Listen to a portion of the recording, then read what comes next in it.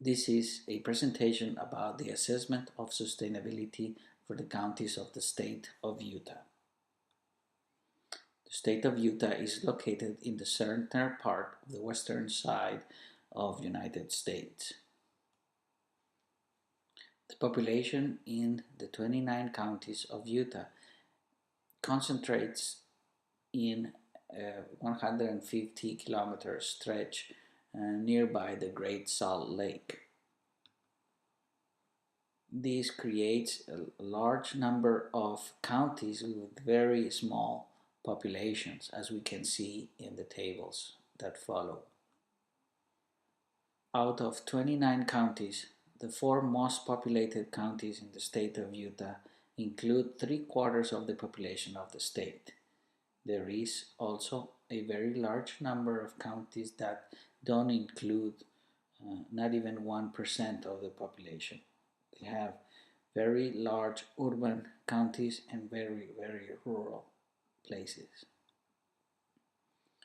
This assessment of sustainability is based on the idea that development decisions imply giving preference to certain activities over others. This is a graphic example showing that when we make a decision of change the use of a particular place of land, that new activity implies a restriction to the original activity. We can manage our decisions and create more or less restrictions to the original activity or restrictions to the second activity by giving preference to the original one. We can cancel one, or we can manage and decide which things we're going to give preference to. For this assessment, we are going to consider the 3 main and basic elements of development. The environment, the economy, and the people's needs and wants. These 3 factors could be also explained as the resources, the technology and knowledge, and the basic demands. Every development decision then combines all 3 of them, and we're going to represent that by the triangle that results from the overlap or these 3 different sectors.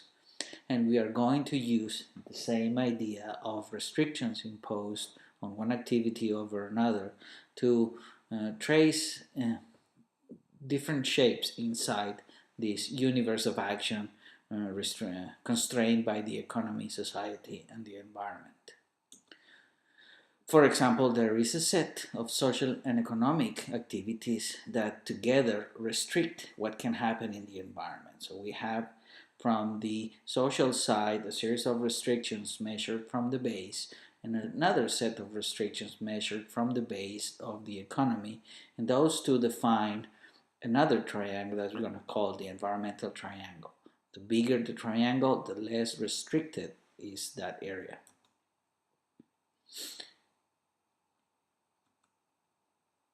There are another set of restrictions that affect the economy. This time social conditions, new set of social conditions combined now with environmental limitations define the economic triangle.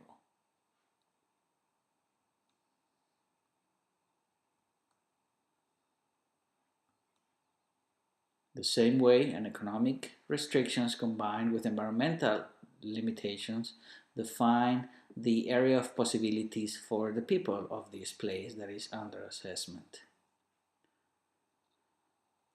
All of these triangles act together, and we are saying in this assessment that if something can happen, some development action can happen inside all the limitations, in other words, without exceeding any part of the system, we will call that sustainable development. So we're looking for that center area. Outside this common area, there are other areas that we are going to look into as well. There are, for example, areas outside all the limits, and they represent the areas of conflicts. So we're going to be using ways of measuring the height of these lines. The size of these areas are going to be very important in setting action priorities. There are also overlaps between pairs of economics, environmental and social sectors. For example, social and economy overlaps in terms of fairness and justice, and environment and economy overlaps in terms of efficiency, and the overlap between the society and the environment will tell us information about the health of these two systems interacting. All of those things we're going to try to measure through a series of indicators that are going to be selected for this study. These indicators are going to be then processed through a template that was set up in Excel for interaction, for sharing the information with stakeholders and decision makers, and also to produce the overall assessment in a flexible and transparent way. The template uses three sets or a three-step process. One is a series of interrelated worksheets that we're going to help us look at the data, a series of worksheets designed for us to do the evaluation and select the indicators, and a third set of worksheets that are going to help us visualize the information in this triangle. We have then indicators described in this Excel file. We have charts that describe distribution of the values in this data set. We have a series of tables that are going to help us select what are the indicators that we are using to link all these three systems. And then by doing that, we build a performance measure that is going to be used to build the triangles. This is a list of the indicators that were put together from different sources, most of them public sources, of information that was available for all the counties. Since this is a performance-based assessment, we needed information that was available for all the counties. The social demographic indicators were probably one of the longest series of indicators, and the ones that created less problems in gathering. Most of the census data included a large number of these indicators. We have the paper that is available for if you want to look in more details to all of this information. But we were trying to describe the people's characteristics for every county and describe them in a comparable way. We looked at economic indicators that in most of the cases would tell us whether or not the society is capable of handling economic responsibilities, if the level of education is sufficient for the type of economy that existed in there, and if the different patterns and lifestyles were reflecting some degree of fairness in the distribution of the benefits of this economy. We also tried to understand the conditions of the place by looking at people's mobility, the amount of pollution that existed in the place, and some other health issues that were associated with different environmental qualities of the place. We tried also to include features like natural amenity scales and land productivity to have an idea of how the environment is treated or how intensely it is used.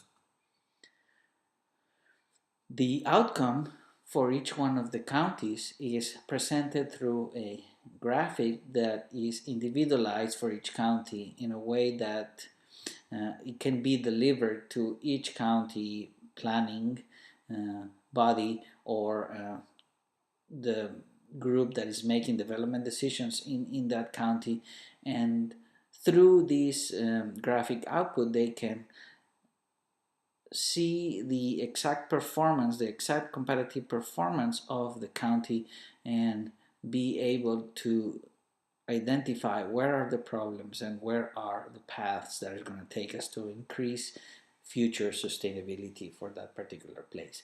So this for example, this graphic output shows a triangle specifically based on the measurements that were calculated for Salt Lake in this case, and then a series of percentages of the total area that are covered by each one of the different elements. For example, the size of the economic triangle, which in this case is 30.8, and the size of the society and the size of environment, and below each one of them the size of the different portions of the overlaps that constitutes this triangle. And at the very bottom we have sustainable development possibilities. That is, what is the total of the area that include actions that we can call sustainable. 9.7% of the total activities that can happen in Salt Lake can be called sustainable based on this assessment. This column, the last column to the right in the first table, shows their rankings. In other words, where is this county with respect of the others. The second table to the right are about specific lines that create these triangles, and this is going to be useful later as we start making suggestions of what needs to happen, because they can get down to the indicator level. The second part of this graphic output lists all the indicators that the different groups that were involved in this evaluation selected, and it shows the indicators that were selected, the importance that was assigned, therefore the relative weight that each indicator had, the relationship, whether it was inverse or direct, and the individual performance score for each indicator. So we have a portion that talks about social indicators, another section that talks about environmental indicators selected to be linked with economy and society, and a third set of, in this case, economic indicators that were linked to society and environment. Together with this individual series of scorecards, we also have a collective scorecard. In this case, all the rankings for all the different aspects of the triangle for all the counties. That way every county can see where they're placed with respect to the others. This table, for example, is sorted by the sustainability column. Therefore, Davis is, in our assessment, the county that obtained the highest value of sustainability, therefore is ranked in number 1. And the last one was the county of San Juan, which ranked 29th. And we will see the scores in the following table that shows all the percentages that each one of these triangles, or each one of these sectors of the triangles covered. These are maps illustrating groups of scores of counties. For example, the economic score, we have all the urban counties pretty much being the ones with the highest economic triangle, therefore economic score in this assessment. And they all score no more than 40% of the total area. And we have the lowest ranking in the orange area, this is the county of San Juan.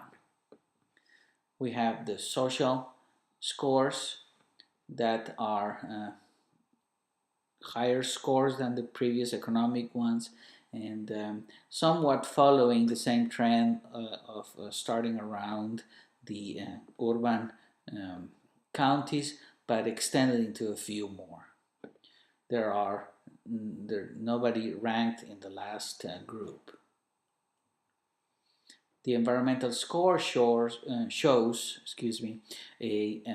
much more dispersed amount of scores. We have 4 counties that ended up having high environmental scores, but a very large number of others that score very low. This can be explained by 2 reasons. One is that we in fact have not the best environmental conditions. We may not have the best environmental conditions, but also the assessment of the environment was based on a very limited number of variables. We expect to improve in future applications of this assessment by being able to obtain or generate better indicators. This is a condition that is a problem, and this is something that we struggle to come across. So with the available information. This is the picture that this assessment is showing. Now, combining all of them, we end up with, when these three triangles overlap, we end up with three main counties that are concentrating the highest scores, and they are all north of Salt Lake City, and they have a sound economic base, and they have relatively medium to small populations, and we have a very large number in the um, yellow zone, which is the uh, medium to low scores in sustainability. Some general observations about the findings of this study that can, of course, the results can be looked more carefully in the final report that we put together and is available online, are that most of the top ranking counties were among the counties that had large urban centers. So the economic activity had something to do with that. Um, when we try to look at all the top ranking counties for each one of the sectors, the social, the environmental, and the economic sectors, um, not always having high scores in these three guarantee a high sustainability score. It is the overlap that is important. It is how these things combine in a constructive way. We, like I said before, we are very aware that we need more and more precise indicators and a much better coverage for environmental indicators for all the counties. As this is a first application of the study, we expect that this will generate in the future more interest in building stronger and wider sets of indicators. We are also struggling, especially in a place that is so clearly rural and so clearly urban, that we need to start studying more carefully the distinction between what is rural and what is urban in terms of how to understand the sustainability of these two places. We can mix them that easy. This is a first step, and we expect also that new applications of this study will improve the methods, will improve the data, and we will improve not only the people that participates in these evaluations, but the people that takes the results and find application to develop policies and plans for this. We are making efforts in disseminate these results, especially among stakeholders. We want to have an informed group of decision makers, and we are trying to make these results accessible to a large number of people. This is a sequence of the different um, individual results for you to see how these triangles are. These results are ranked from first place to last one, so you can see how these scores or how these triangles are shrinking, and the area of overlap reduces to the point in the last couple of counties that it almost disappears.